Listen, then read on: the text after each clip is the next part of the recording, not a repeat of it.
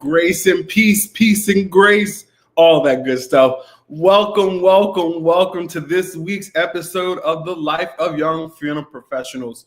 I am so grateful for you all being here with me week in and week out, as we are being encouraged, as we are being enlightened. It truly means a lot to me. So I thank you, as always, for your support. This platform can't be anything without the support of those who watch. So thank you. Take this opportunity to take this opportunity to share this platform, and also take a moment to follow us on all of our social media platforms. We will be having constant updates of things that we are doing. And I actually wish I can drop that secret, but we have a big announcement coming forward that I can't wait to share with you all. And you will find all of that information on our platforms on Facebook, on Instagram and YouTube. So please, ma'am, please, sir, take this opportunity to follow those platforms, and I will forever be grateful. Now, this week, I have someone who is, connected with me, and I'm appreciative of his journey.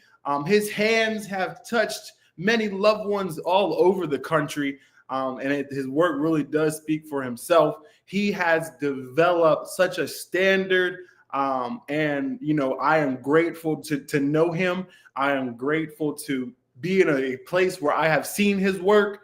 And so I want everyone to take this opportunity to welcome Mr. Corey Smith. We're going to bring him on, and I'm so grateful for him being here today. What's going on, brother? What's going on, my friend? I truly, before we get started, I want to say thank you for your yes. Anytime I reach out, people may tell me no, but immediately you told me yes, and I'm so grateful for that, man. I appreciate you. Oh yeah, no problem.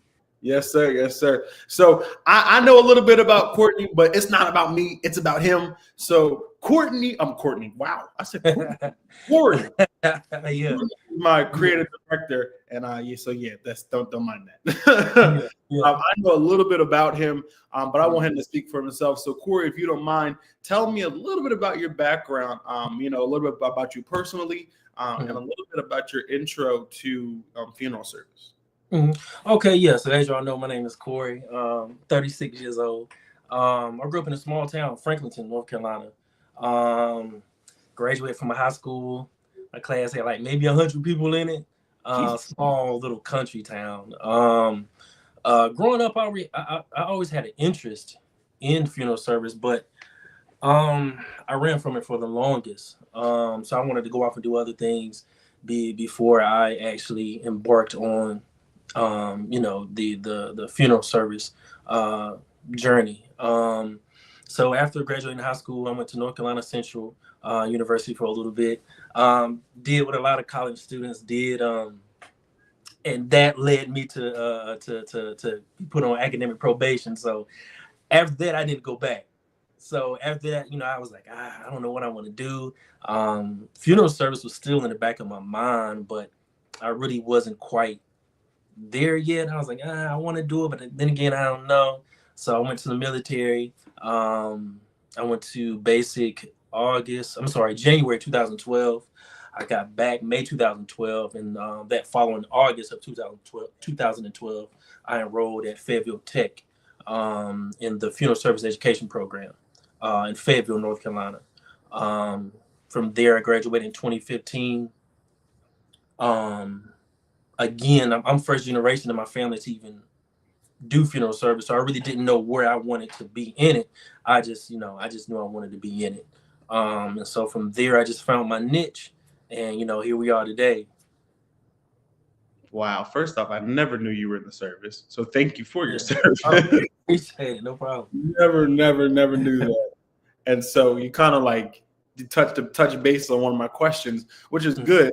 But I really want you to talk about, just for a quick second, you said that you were the first generation funeral professional in your family. Right. And it is a lot of us today. So Right. just if you can tell me just some of the difficulties that you faced while being that first generation, also just while working in the industry itself. That way we can have a deeper insight as well. Being first generation, it was difficult in a sense to kind of penetrate the industry because I didn't really know anybody besides my godfather, Mr. Cutchins, who kind of introduced me into the funeral service industry. And that's how a lot of folks that I know today, they really saw me grow up in the convention. I think my first convention was in 2001, and I was in 6th grade. So he introduced me kind of into it. If it had not been for that, it would have been kind of difficult because this industry is kind of based off, who you know. You may get that opportunity where, you can get to a funeral home where they can kind of feel you out and things. But a lot of what I've learned is in this industry, a lot of funeral homes will kind of shy away from you if they really don't know you, or they really try to feel you out, rightfully so. So if it had not been for that, it would have been kind of difficult being first generation to kind of penetrate in this industry because, my name isn't attached to anybody. Yeah. That was in this industry previously before I came in. So that's the hardest thing, just trying to get an apprenticeship, trying to get your foot in the door. And sometimes you have to know somebody to know somebody. So I was grateful for that, for him bringing me along, and just based off of Mr. Cutchins' name alone, a lot of doors open. So I was fortunate in that, but initially it was kind of hard to get in simply because I wasn't known. Gotcha. Okay. And that's kind of it opens light to a lot of things as well, because I too first generation, and it's like you said, it was kind of hard, getting the in because you kind of really like have to know somebody, or right who so that really does like open up the eyes of people who want to get in the industry as well, to make sure that you are connected with someone that can help you strive in this industry. Now, how many states are you licensed in? 2, Missouri and North Carolina. Okay. So Corey he does a lot of trade work, and so if you don't mind explaining how your trade work company was birthed, and what trade work really looks like. I know that some of the viewers that are watching, they may be in the industry and some may not, and so I just kind of shine a light because you do amazing work. I do have to say that. Appreciate it. So I definitely want to take a moment and kind of bring that into the light as well. Yeah, appreciate it. So the guy that taught me, Myron Davis, who since passed on, when he got initially his health started to decline, so he couldn't take on as many accounts as he had. So he once again put my name in these the folks' ears that he used to embalm for. So I took on some of his accounts, and then when he completely stopped embalming, I took on these accounts full time, and that's initially how I got started. And I jumped right there. I really still wasn't fully confident, but his trust in me, he mentored me and gave me that confidence. So from then, as I progressed, I felt more comfortable, got more comfortable with my craft, and then from there, more accounts start to come, more funeral homes start to call. The hardest thing was just driving from funeral home to funeral home. Some funeral homes I used to drive maybe 2.5 hours away, and maybe have a set amount of cases there, and then drive another 3 hours away, you have another set of cases there. That was the hardest part. But once I tell anybody that wants to be a trade embalmer, once you get one account, I believe this is an industry of word of mouth. That's the best advertisement. To me in this industry, especially coming from the trade embalming side, other accounts will start to fall into place.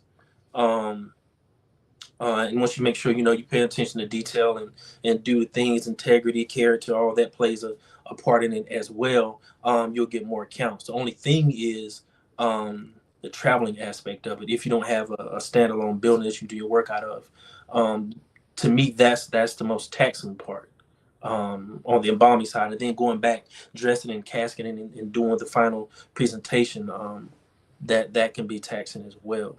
But once you get that one account, and you do your best there, you go in confidence and you leave it all in the prep room, other accounts will start to come. Gotcha. And so when you do trade work, do you do more just on the embalming side, or do you do from start to finish? Start to finish for all the accounts that I have now. Oh, okay. I'm sorry, just one. I don't do start to finish, it's just the embalming, but outside of that, every account that I have is start to finish. Oh, okay. So I do know, I'm kind of shifting gears here. I do know that you are a father. Right. And so tell me, what are some things that you do to find that balance between, your personal life, to make sure that you are giving as much attention to your family, that you're also giving to your craft. So, enlighten us on or how you make the balance between personal and professional lives, even out, if you have that on. Right. You just have to find time. You have to, and I know, this is an industry where it's 365, 24/7. But you have to find time eventually to take one day off or 2 days off. As far as me and my son, we go fishing. That's our time. Or we go play basketball. My daughter and I, of course, it's like, she likes to go shopping. So I take her out to eat and shopping and things like that. So it's just you have to set aside those times to make it work. And I think if not, you have a lot of misplaced feelings towards different areas and people who really aren't really even deserving of that type energy. So right. You have to set time aside for that. Whether if that looks like taking a day off or taking 2 days off or only doing a certain amount in one day, you just have to find that time. That's what it boils down to, just time. Okay, now y'all got that fishing thing. I don't got the patience for that. Yeah, I don't got the patience.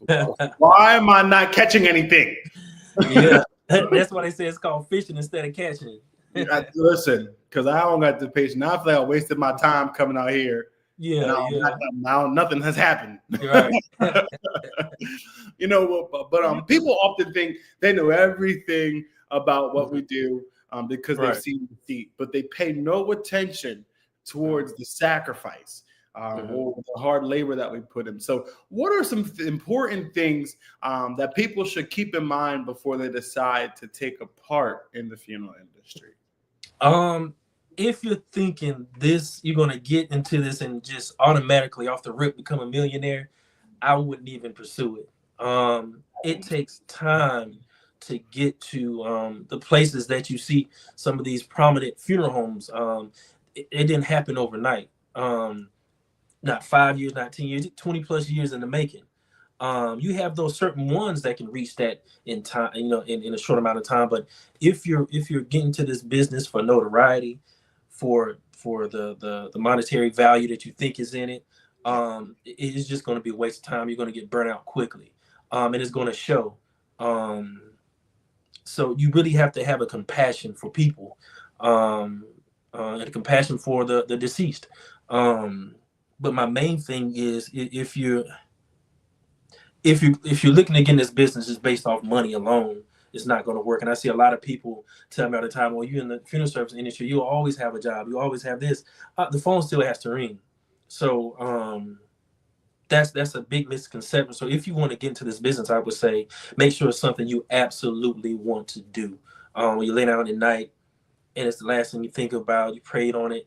Just be sure there's something you want to do, and there's no other ulterior motives that's making you do this. Only the fact that you really want to do it, because it is taxing. It is burnout, compassion fatigue. All that goes with it. And if you're in it for the wrong reasons, eventually it'll show. So just make sure your intentions are pure before you get into this industry. That is very, very, very true.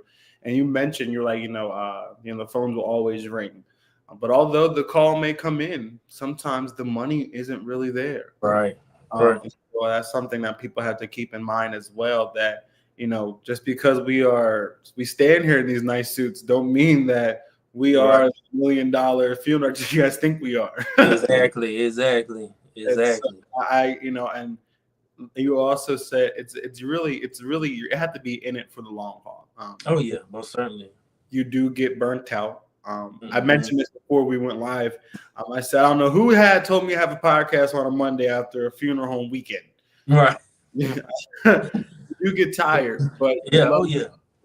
And it matters not only to ourselves, but it matters to the families. And I think that's what people kind of lose sight. Is the fact that it's not about us. It's all about the family. Right. I've been in positions where I was okay with not being paid to work a service because I wanted to make sure that family was taken care of. I wanted to be sure that I saw them from first call to burial, and it takes sacrifice. And so those who are watching, if you take nothing out of anything, just know that this industry takes sacrifice. There is some losses, maybe, but there is certainly. Yeah. So, you did mention Mr. Myron Davis. May God rest his soul. I've heard a lot about him. I've heard a lot of good things about him, I should say. So, on the topic of mentorship, who are some of the people that that you looked up to when you first started the industry, that you continue to allow to pour into you and help you out while you're still in funeral service? Okay. So the first would be my godfather, Mr. Cutchins, who owns Cutchins Family Mortuary Cremation Service here in Franklinton. He kind of brought me into, he did bring me into the funeral industry. Growing up, I used to look up to him a lot, just seeing him, what he did in the community and things like that. Other than him, I would say Mr. Peterson, Unity Funeral Services in Fayetteville. He gave me my first apprenticeship when I was still had 1 foot in, 1 foot out. But he gave me an opportunity, and that's actually where I met Myron Davis. And then outside of that, I would have to say my brother Mr. Archibald Powell, Swan, as I like to call him, his nickname. But I look up to him for advice, and I can call him anytime he picks up, and I say, hey, bro, what's going on? Is how I do this and how I do that, and he'll drop some gems on me, man, and really, holds me accountable and really lead me in the right direction. So, and I think that's important to have a team. Iron sharpens iron. I don't think you can ever be so high and mighty or good, or think high and mighty yourself, or think you're on a level where you can't reach out to nobody and get counsel. So I try to make sure that I keep those people around in my corner that I can pick up and call and get advice from. So yeah, those are the main three that I can reach out to, and just get wisdom from. Yeah, that's really important, because I tell people I have a few mentors of my own, but that I don't know, I'm going to call and ask. Right, exactly, and that helps. It really helps. It does. It really does. It's all about the growth in this. And so I really appreciate, those who poured into me. And I'm actually appreciative that I have, connection with you if I need any questions, comments, or concerns. Most certainly. And so it's just, I love it. I love it. I love it. Yeah, I do. Yeah, most certainly. Yeah. So where do you see, I have two questions for you. Okay. Where do you see yourself going within the next 5 years in this industry? Do you see yourself getting licensed otherwise? Do you see where do you see yourself going? Definitely ownership will be number one. Obtaining license in other states. mentorship, holistic life coach, teaching. But number one, the main thing will be really just ownership, and I think all that will fall into place once that happens. Okay. Now, do you North Carolina? Y'all got some city names and things that I ain't heard of in Yeah, my life. It's right, like a world down there. Do you see yourself staying in that area, or do you see yourself branching offward? Staying in the local area, Okay. not branching off too far, not where I am right now. But staying in the local area. North Carolina is one of those states where you have to really know the demographics of the area you want to go to. So if it makes sense, then then we'll make it happen. But I plan to stay local, not local, but branching off to right, right. So, where do you see the direction of the funeral industry going in the near future? Or what do you see, let's answer that. Where do you see the direction of the funeral industry going in the near future? And then I have another one that just popped in my head. Oh yeah. In the near future, I think everything is going to be, not everything, but majority of things will be technology based. Mm-hmm. I believe we're as far as funeral arrangements with the family. Even though this is people like to make to feel as though they can touch you, but I think it's now turning to where AI is becoming a big thing. A lot of apps are coming out. So I think when it comes to arrangements and things like that, everything will kind of be done like we're doing it now, technology wise, programs and things like that. Even though it's going to be some pushback, but I really do see things going to a more technology based industry as technology progresses. So that's really the only thing I really see changing. Is just, and I hope it doesn't get too far off to where it takes the where it makes it too impersonal. Yes. But I do believe the other day I believe I saw an app that Russell Westbrook came out with.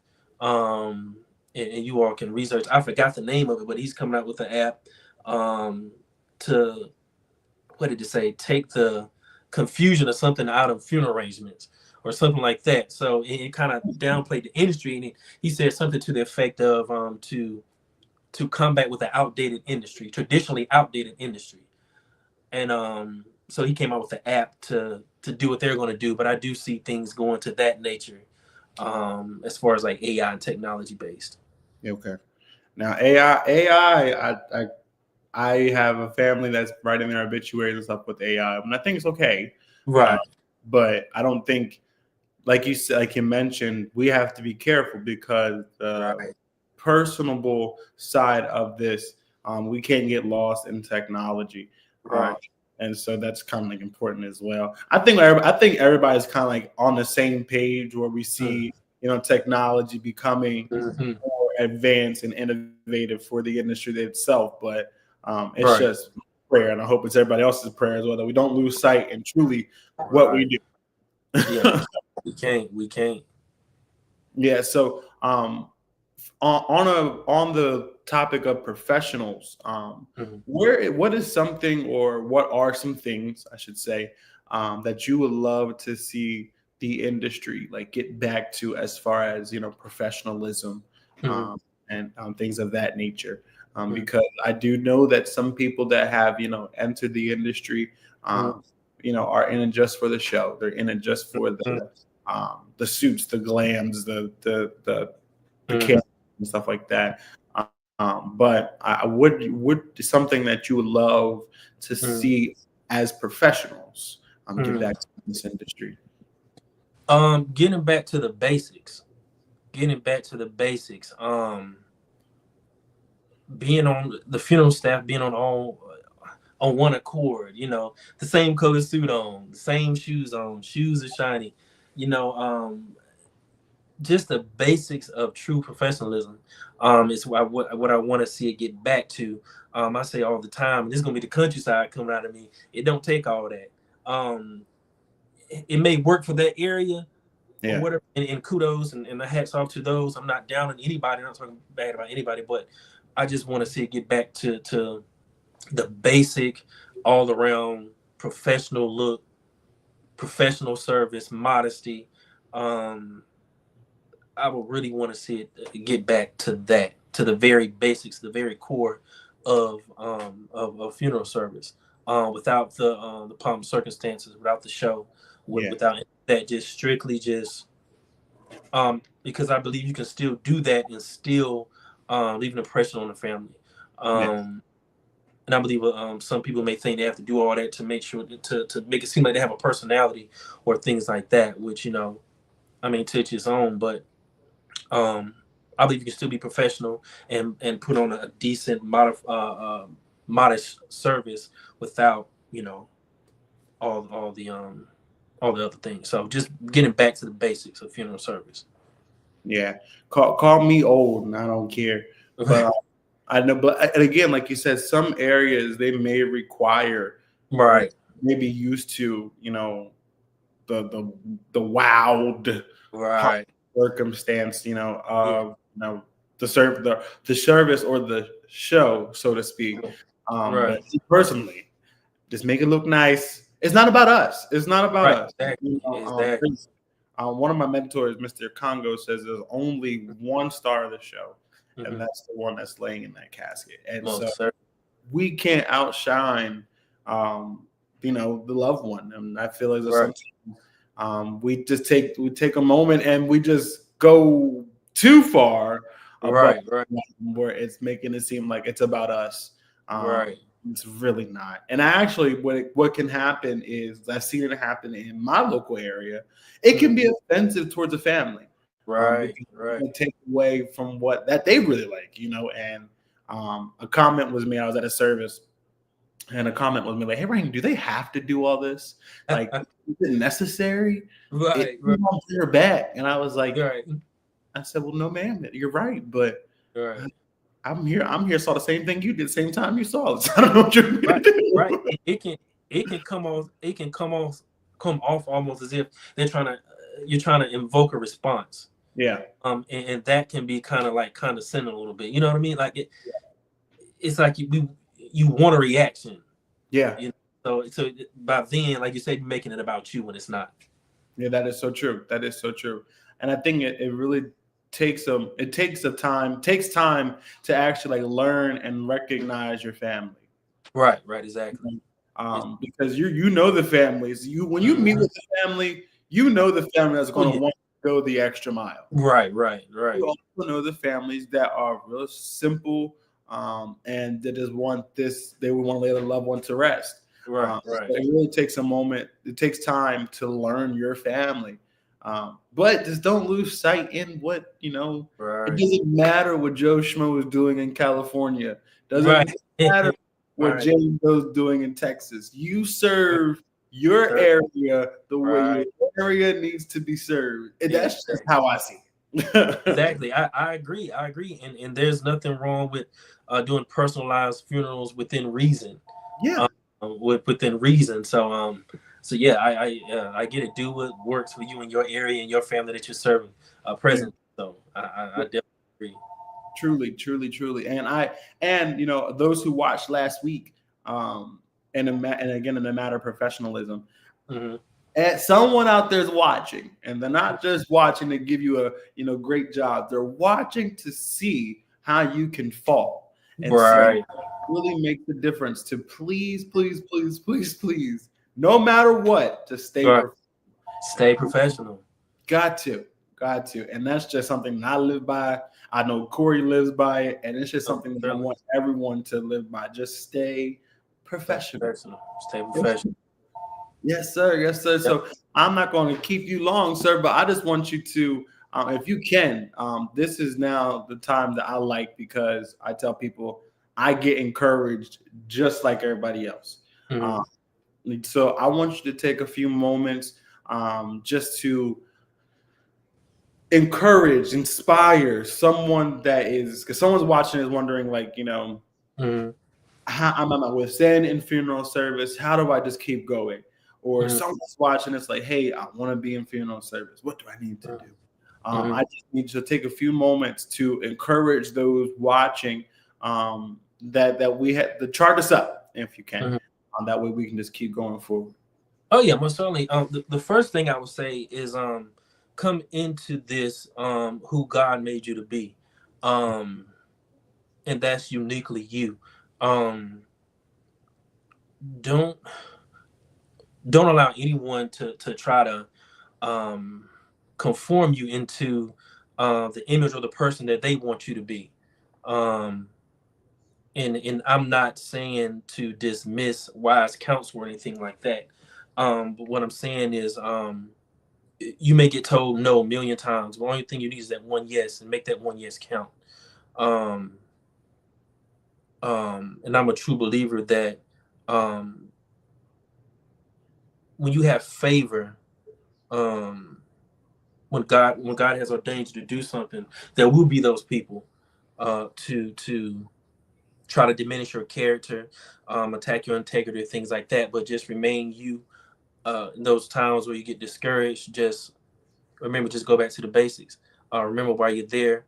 If you want to get into this industry, just know it's not one of those industries where you can just come in and just flourish immediately. It's going to take time. I would just say be patient, keep working, keep perfecting your craft. This is an industry where you can never stop learning. There's always something new to learn. No matter how good you are, no matter how good you think you are, there's always something new to learn. Remain humble, remain hungry for it. You really have to want it. You really have to want it. There's going to be some times where you're going to have to do some charity work, and that's okay. Just gain wisdom. Surround yourself with people who actually want to see you grow in this industry. And the main thing, don't gatekeep. Don't hold on to it. Pass the information on to others behind you. Pull them up. That's the only way this generation is going to keep thriving, keep going. Don't remember the people who brought you in or who did things for you. Return the favor by passing that on. And that's one thing I really, really believe in is just reach one, teach one. Continue to teach, continue to pull people up. And don't just think so highly of yourself that you think you can't, fall off. But for those who want to get into this business, I would say do your research first and make sure it's something you really, really want to do. If you find a local funeral home that allow you to shadow, just kind of get a feel of how things going, then I would say go do that. This is more than just the suits. This is more than just seeing us on funerals and things like that. There's a lot that goes on behind closed doors. And you can't think you're too good to do something. I've cleaned toilets, I've cleaned bathrooms, I've cleaned cars, I've scrubbed floors on my hands and knees. I've been on roofs cutting grass, anything you can think of, because I just simply wanted to be in this. So you really have to want to be in it, and find you a good mentor that won't lead you the wrong way, and just keep going. Just keep going. That's my main thing. Just keep going. And then even when you get discouraged, just keep going. Keep praying and keep going. Yeah, that's big. That's big. You mentioned cutting grass and pulling trash. I've been there too, man. my mentor told me, he said, before you pick up a mic, you're gonna pick up a mop. Most certainly. Also, you gotta have some skin in the game. Gotta have some skin in the game. And when he said it, I was like, pick up a right. But but once you're in it and you realize it's all full circle. Like it has to. I've washed cars. I've mopped the floor, like I said. And done many things. So when I got to the point where I was able to direct or close out a service, I felt honored, because it's building blocks. Yeah. So I felt honored. Well, Corey, I truly, truly, truly appreciate everything you said today. I appreciate what you do. I appreciate who you are. If you ever felt as though that you're not seen or appreciated, I'm here to tell you that I see you. I appreciate you, and I applaud you. Thank you, sir, for coming on tonight. Oh, yeah. No doubt. Yes, I appreciate it. And you need me, I'm here. And versa. Yeah. Appreciate it. No But yeah, problem. No problem. So for those who are watching, now is the portion where I want you all to know that we are in search of our next guests. We do have a few that are lined up already, but I want to see who you guys want us to honor. It really makes a big difference to me because, again, I wish I knew everybody in this industry, but I don't. So please take this opportunity. If you, please, ma'am, please, sir, if you know of anyone or even yourself that would like to be a part and featured on this platform, feel free to DM us or email us. All of that contact information is right there. Again, take this opportunity also to follow us on all of our social media platforms. We have some great things that are brewing up on the inside. I wish I could take credit for all of it, but I really can't take credit for any of it. I'm just at this point just the face of the show. So please take this opportunity to follow all of our platforms for all of our latest updates. I thank you all so much for tuning in. You guys, I love you. I love you. I love you. And I will see you right back here next week on the Life of the Young Funeral Professionals. Thank you all so much.